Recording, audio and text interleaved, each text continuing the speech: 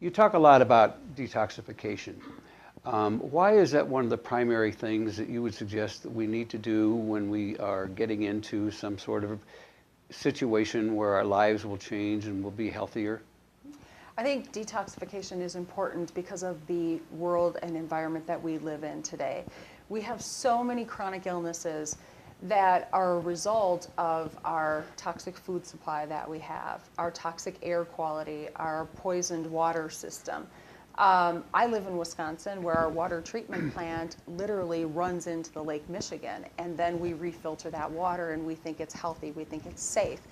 It's far from that. The Fox Valley water system where I live has been so contaminated over the years that they actually threw green dye into the water source because they didn't want it to look brown, because they wanted it to look pretty.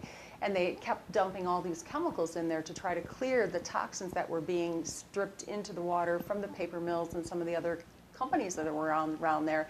And we just continue to drink those water despite the fact that they're toxic, and we think it's okay. I think that the toxicity levels that we're being exposed to every day have contributed to a lot of our chronic illnesses. And because our bodies aren't able to release the thousands and thousands of chemicals that we're exposed to on a daily basis, right down to the things we sprinkle on the carpet and the plugins that we put into the outlets to make our houses smell good, we're constantly being contaminated with chemicals that our bodies just cannot get rid of on a regular basis. So it's really important to start by cleaning the body and creating a foundation where we can start to rebuild from then. It seems with you, what you just told us, it could be virtually anything. It could be the thing you plug into your socket so that your house will smell better, and in fact what that's doing is debilitating your health. It is. It's debilitating our health, and there's a lot of research that has gone into showing that these chemicals are affecting our young children as well, and all of the behavioral disorders we have, the attention deficit, even right down to autism, is all being linked back to these toxic chemicals that we're using on a regular basis that we think are safe, because if they weren't safe, the world governing bodies like the FDA and some of the other CDC people would never allow them to be exposed to us. But that's not actually the case. A lot of these chemicals are known toxic chemicals, but yet we're still exposed to them on a regular basis. Yeah. You know, it's great that you can do this. Is detoxification fairly safe? Is it healthy? Does it make people kind of, you know, out of the picture for a while, or is it a long term? And how do you keep them in that situation once you've gone through it? Those are really great questions.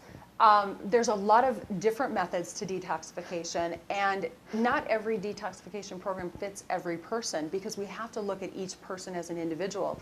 We need to understand how their liver functions, how their kidney processes things, so that we can pick the right detoxification program for them. Some people choose to do a fast for 5 days or 3 days, and they'll use herbs and they'll use some other nutraceutical products to help them cleanse. Some people just choose to use one simple herb like milk thistle, and they'll use that a couple of times a year to just cleanse their liver. The problem with that is if we don't look at the body as a whole and we don't cleanse the entire body, and we're just pulling toxins from the liver, we're dumping them into the colon, and unless the colon's moving properly, we're reabsorbing all those toxins we've just moved. So it's really important to do a full purification program. I tend to use one that I absolutely love. It's made of whole food, organic foods, herbs. It takes 21 days, so it's a nice slower process, so people don't feel terribly bad. Most people think of a detox as that they're going to have issues with their colon. They're going to be in the bathroom all the time. It doesn't have to be that way.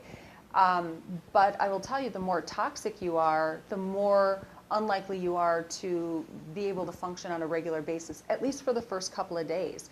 Because not only are we moving those toxins, and you don't necessarily feel good when we do that, we're also limiting you what you can have on a daily basis. So we might restrict coffee, or we might restrict cola and caffeine and sugar. Well, now you're going to go through some withdrawals, and that's going to make you not feel so well too. Let me talk to you or ask you about the person that doesn't seem like there's anything wrong with them, but they live in that same environment, and they're being infected, you know, whether it's their mattress, I mean, they're being affected by all of these. Do you recommend cleansing at certain times of the year or other protocols to go through with what they eat? and drink so that they're able to hopefully ward off some of these things at a regular basis? Yeah, I do. Even if people are really well and they don't have chronic symptoms, I still recommend that they go through a cleanse at least twice a year. Spring and fall is a great time. We clean our house that way. We should clean our bodies that way too. So I recommend that they go through a 21-day purification program twice a year, whether they need it or not. If they're ill, they may need to go through that process a little more frequently. Maybe they need to do it every time the season changes, spring, fall, summer, winter, and that makes them feel a lot better when they do that.